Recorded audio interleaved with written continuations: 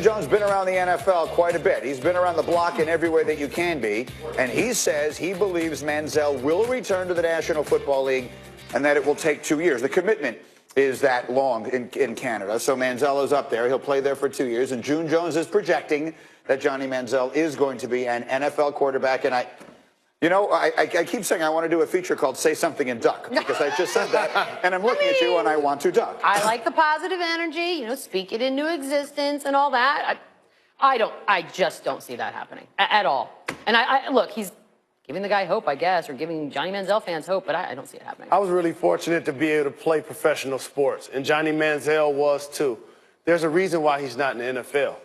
And we talked about it with Jameis Winston. He's had a checker pass away from the field. If he could still perform at that elite level, he would still be in the NFL. He's not in the NFL because he did not perform at that level. So I think he can go to the CFL, make a lot of money, hopefully have a long career there. But I just don't think it's only 32 teams in the league. I just don't think that he's going to have a place there. If I had to bet on it, I would agree with you. I would bet that he will not. But I do not think it is impossible, because a lot of the reasons that he didn't succeed were things that, in theory, you can turn around. You can turn your life around. He was a very young man. He has time to do that. I never thought he was going to be a successful NFL quarterback despite all of that. That's the problem, too. But June Jones knows that better than I know that. Give it a chance. What kind of percentage are you giving it? That he ever starts a game in the NFL, I would say 5%. 5%. Something along those lines. Hold the clipboard. But June Jones going to spread it out and allow him to put up some numbers. All right, so we've got that. But, of course, the top story is the draft. Let's go. Roll another hour right now. Come on, get up! Ladies and gentlemen, this is your 2018 NBA Draft Class. Walk up on that stage and shake the commissioner's hand and really make our dreams come true. We have an early trade to announce. Hawks will select Luka Doncic. They will send him to Dallas. Trae Young will go to the Atlanta Hawks. Man, LeBron, let's do it. Hey, let's do it. Let's go back to the finals. Adding a guy like him, man, we got a good one in him, and we're excited. And with the long leaps, and he made the play. A bobble, and he's got it. This is a lot of money. Diving play by Wilkerson, and fires to first to get him. Welcome to the major leagues. Yes, we welcome you back for another hour, and thank you for getting up with us on ESPN. We are live from above the Heineken River deck at Pier 17, overlooking Brooklyn, which is where they had the draft last night. She's Beetle, and she looks great in the glasses. Oh, my God. That's Jalen. What up now? Couldn't dig up the red suit for this morning. We've got Ryan Russillo in here with his draft reaction. We have Jay Will in here in this hour with his draft reaction, because it was a very interesting night in the NBA last night, with the first 6 picks went in the following order. DeAndre Ayton went number 1 to the Suns. The Kings took Marvin Bagley. Luka Doncic, as they said last night, was originally drafted number 3 to Atlanta. The Grizzlies took Jaren Jackson at 4. The Mavs took Trae Young at 5. That was a surprise, and his night wasn't over. And at 6, Mo Bamba went to Orlando. Then there were these rumblings of a potential trade, and then Adam Silver walked out and said this. We have an early trade to announce. The Atlanta Hawks trade the draft rights to Luka Doncic, the 3rd pick, to the Dallas Mavericks for the draft rights to Trae Young, the 5th pick, and a future first-round pick. So exciting. So many things in that little moment that stand out, including the shorts that Trae Young is wearing, a pronunciation by Adam Silver of Doncic, which I hadn't heard from anyone until last night, to obviously the reality that Trae Young went that early in this draft. He goes to Atlanta, Doncic goes to Dallas, and Jalen, your reaction is? Great for both guys, because I think they fell into a situation that their upside can be maximized. For Trae Young, he's going to go to Atlanta. They're not a championship or bust situation. He gets a chance to work on his weaknesses, yet they're going to accentuate his strengths. Is that he's a terrific ball handler. He led the nation in scoring. He led the nation in assists. And usually when you can shoot the ball like he can with unlimited range, it masks a lot of your other weaknesses, especially on the offensive side of the basketball. And I don't talk enough about this. He got a runner. He has a floater. I think he's going to be a terrific player. And Doncic falls to the Mavs, where he can play with Dennis Smith Jr. Doncic, where he can play with Dennis Smith Jr. And I think that's a great combination they can have going on. I have a question. And if you can help me out on this, how long does a player have, or do they know when a trade's about to happen, where they've mentally thought, okay, I'm about to become a member of the Dallas community, boom, next thing you know, you're moving already. Do you have time to even mentally process it before that happens? Well, these guys basically know right off the bat. Everything. They'll tell you, like, before you go put on the hat, Other just than so you Bridges. know. Yes. I don't think Mikal Bridges. No, Mikal Bridges didn't know. Other than Bridges, because they were. It's all about how the teams are tied.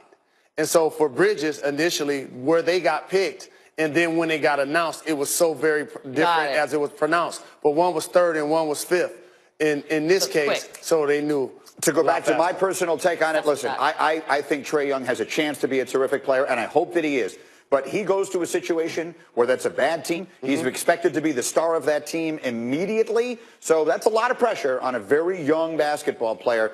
So some guys wound up in situations last night where there's not a lot of heat on them. I think he went the opposite direction. Now let's get up and go. Catch up on everything else you need to know. Starting again in the draft last night, Cavaliers took Colin Sexton out of Alabama with the number 8 pick. He averaged 19 points a game last year, really exploded late in the season and carried that team to the tournament. And then he's sitting there with Maria Taylor last night, and she, as you hear, asks him to give a recruiting pitch to LeBron James. Here's how it went. Make your pitch to LeBron James to stay in Cleveland with you. Man, LeBron, let's do it. Let's do it. I see you need a few pieces, that one extra piece this past season. Hey, let's do it. Let's go back to the finals. Let's do it. Let's do it. What do you think? He rocking his Alabama colors. I think when you're trying to get LeBron James, you got to institute one word: please. What? You think that would have done it? I mean, that Just helps. said please? No question about it. The LeBron factor notwithstanding, I fall in love easy.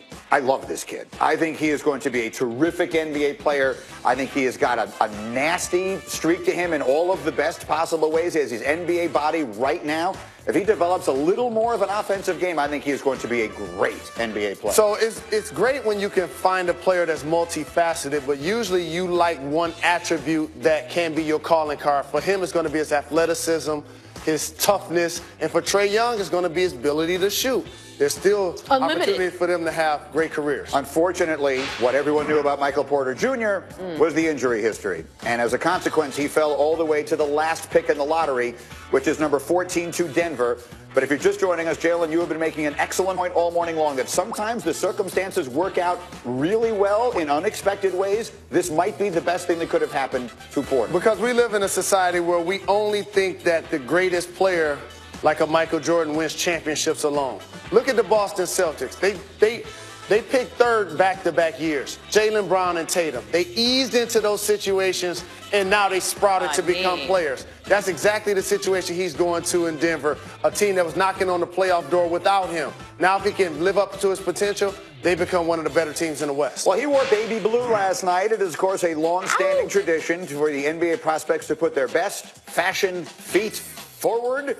Jalen, you started that. What do we make of some of these looks? I appreciate the fact that these young men take pride in their fashion, that they have budgets and they're putting them to use, and they're making statements. When you have a platform and a voice and a level of consciousness, use it. And yes, and beyond that, what the NBA gets better than anything else is these are stars.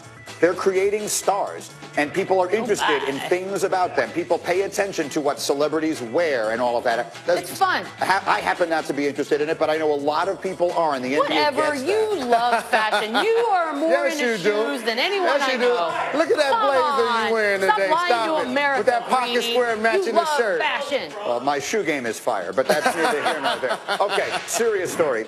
Jameis Winston, preparing to enter his 4th year in the league, will reportedly begin this season on the sidelines. The NFL is planning to suspend him for violation of the personal conduct policy. This after an investigation into an alleged groping of an Uber driver in March of 2016. We had Adam Schefter live with us earlier this morning. Here's what he told us.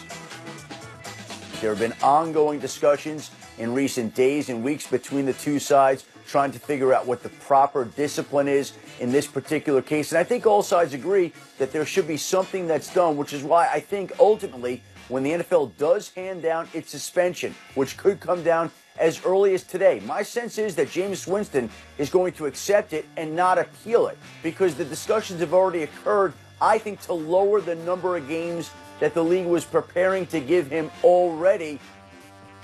If it is 3 games, the Buccaneers' first 3 games are at New Orleans, home against the Eagles, and then home against the Steelers. All 3 teams won divisions last season.